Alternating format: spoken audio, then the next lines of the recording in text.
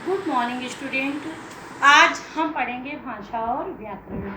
आपको मैंने भाषा की डेफिनेशन बताई थी कि भाषा क्या होती है, क्या है भाषा।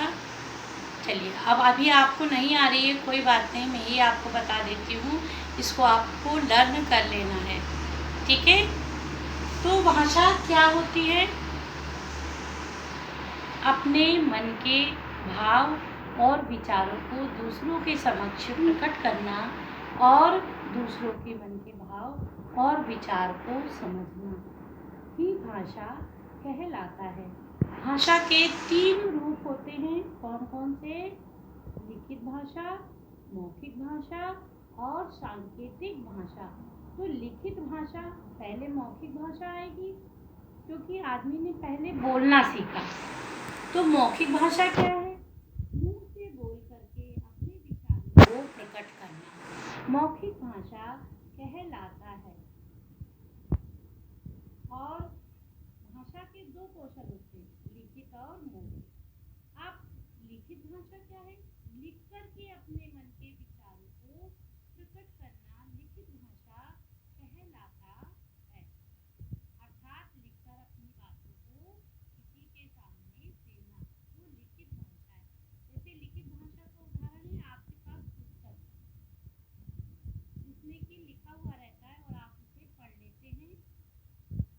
अगला है सांकेतिक भाषा। जब लिखित और मौखिक भाषा से काम नहीं चलता तो हम सांकेतिक अर्थात संकेतों का सहारा लेते हैं। तो सांकेतिक भाषा उसे ही कहा जाता है। जैसे रोड पर चलते समय हमारा हाथ देना, हाथ हिलाना, ये सांकेतिक भाषा का उदाहरण है। इसका जीवंत उदाहरण है ट्रैफिक सिपाही का हाथ देना। पर आधुनिक समय में उसका कार्य भी कम हो गया है, उसकी जगह लाइट आ गई है ना। ट्रैफिक लाइट या ट्रैफिक सिग्नल लगा दिए गए हैं, जिससे कि सिर्फ ट्रैफिक सिपाही ये देखता है कि आप सिग्नल का पालन कर रहे हैं या नहीं कर रहे हैं। बाकी हमें सिग्नल देख करके ही रोड क्रॉस करना होती है। तो ये तो आपने देख लिया लिखित भाषा, मौखिक भाषा और सांकेतिक भाषा। अब हमने बताया था आपको बोली क्या होती है। भाषा के क्षेत्रीय रूप को अर्थात क्षेत्र विशेष में बोली जाने वाली भाषा को ही हम बोली कहते हैं। बोली का प्रयोग आधिकारिक कार्यों में या कार्यालयों में नहीं किया जा सकता, सिर्फ बोलचाल में ही इसका प्रयोग किया जाता है। आपने देखा लिपि क्या होती है? जब हम भाषा को बोलते हैं, लिखते हैं, तो हमें लिखने के लिए कुछ एक चिन्हों की आवश्यकता होती है। उन विशेष चिन्हों को ही हम लिपि कहते हैं। आज हम इसी से संबंधित एक्सरसाइज करेंगे और आपको आंसर पता ही होगा इसका, क्योंकि आपने पूरी एक्सरसाइज अच्छे से पढ़ ली है। देखिए, इसमें आज हम करेंगे सही विकल्प पर। प्रश्न है आपका,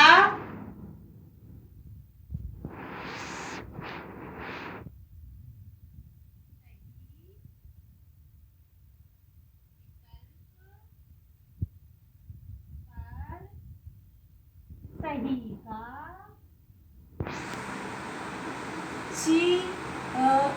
चिन्ह लगा कीजिए। ठीक, पहले नंबर पे का नंबर पे है भाषा के कितने रूप हैं। अभी मैंने आपको बता दिया था भाषा के कितने रूप है। भाषा के कितने रूप हैं? पहला है 1, 2 या 3। 1, 2 या 3। अब कौन सा आंसर सही है? भाषा के 2 ही रूप होते हैं, इसलिए भाषा के कितने रूप हैं? 2 रूप। तो ये आंसर आपका सही है। खा नंबर देखिए, देवनागरी लिपि है। देवनागरी लिपि है। हिंदी, संस्कृत दोनों। अब देखिए, देवनागरी लिपि में हिंदी लिखी जाती है और हिंदी भाषा की तरह ही संस्कृत भाषा भी है, इसलिए दोनों की लिपि कौन सी है? देवनागरी। तो हम देवनागरी इसमें क्लिक कर देंगे। आप देखिए गा नंबर, माँ द्वारा डांटना, माँ द्वारा डांटना भाषा का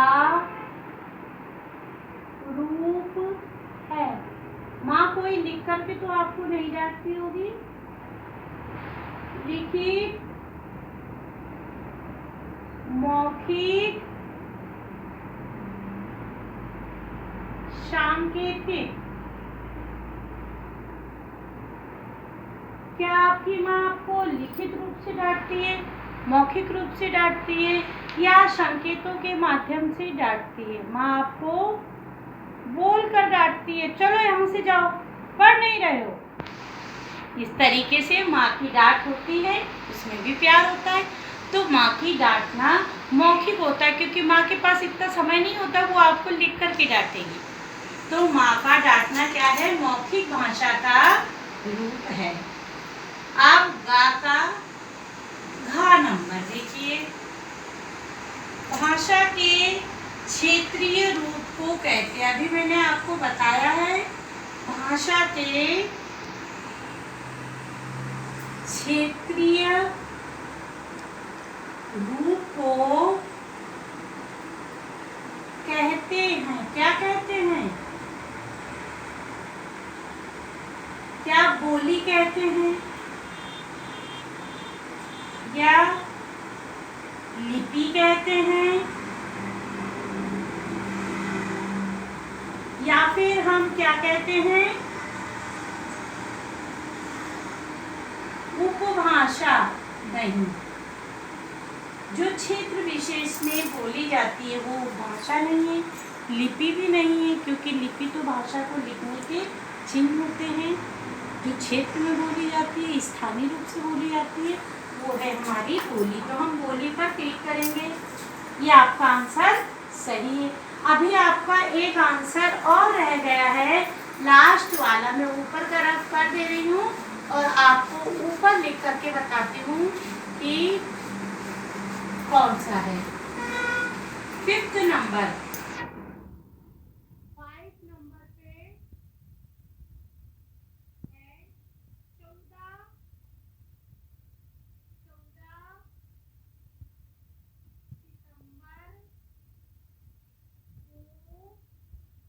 14 सितंबर को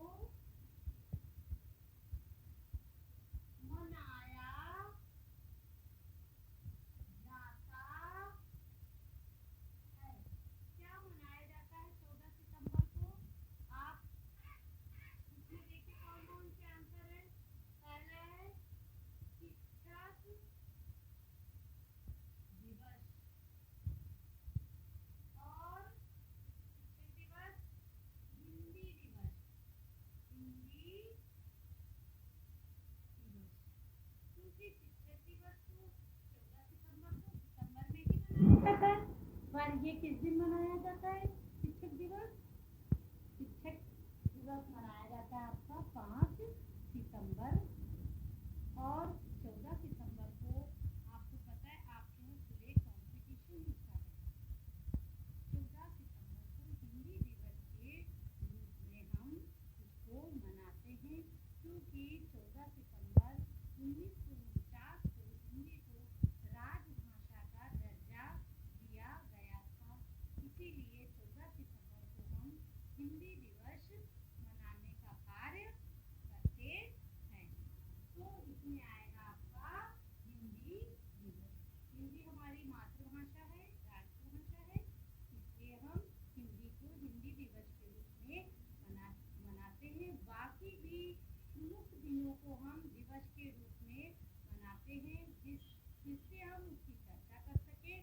जिनको याद कर सके, जैसे आप mother's day, father's day, Hindi